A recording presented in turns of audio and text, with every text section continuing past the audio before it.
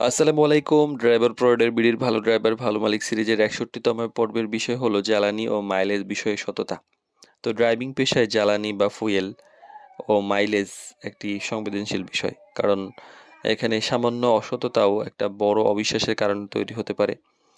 অনেক মালিকই প্রথমেই একটা প্রশ্ন থাকে ড্রাইভার নিয়োগের সময় যে ড্রাইভার কতটা বিশ্বাসযোগ্য, ভালো কিনা, আপনারা চেনেন কিনা এই ধরনের ব্যাপারটা। তো এই বিষয়ে আসলে সততা বজায় রাখা একজন পেশাদার ড্রাইভারের জন্য অত্যন্ত গুরুত্বপূর্ণ। তো প্রথমে কয়েকটা জিনিস খেয়াল রাখা দরকার যে জ্বালানি হিসাব পরিষ্কার রাখা, যে কত টাকার তেল ভরা হলো, কত দূর চলা হলো এই বিষয়ে পরিষ্কার জানা থাকা উচিত এবং তেল ভরার রসিদ সংরক্ষণ করা উচিত। কখন কত টাকা তেল নেওয়া হয়েছে এবং তার কেমন মাইলেজ দিচ্ছে সেই ব্যাপারে যেন কোনো সন্দেহ না থাকে। মাইলেজ সম্পর্কে সঠিক তথ্যটা দেওয়া জরুরি। প্রতি লিটারে কত কিলোমিটার চলে এটা অনেক সময় মালিক জানতে চান। বাস্তব তথ্য এই ব্যাপারে দিন এবং অযথা বেশি দেখাবেন না, কারণ সঠিক তথ্য বিশ্বাস তৈরি করে। আর জ্বালানির অপচয় এড়িয়ে চলুন।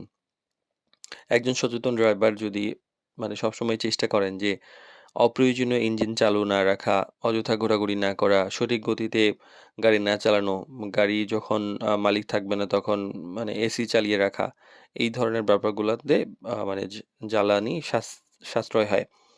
আর অসততা থেকে বিরত থাকুন। কিছু ক্ষেত্রে দেখা যায় প্রায়ই অভিযোগ এবং কমন যে তেলের হিসাব গোপন করা হচ্ছে, তেল চুরি করে বিক্রি করা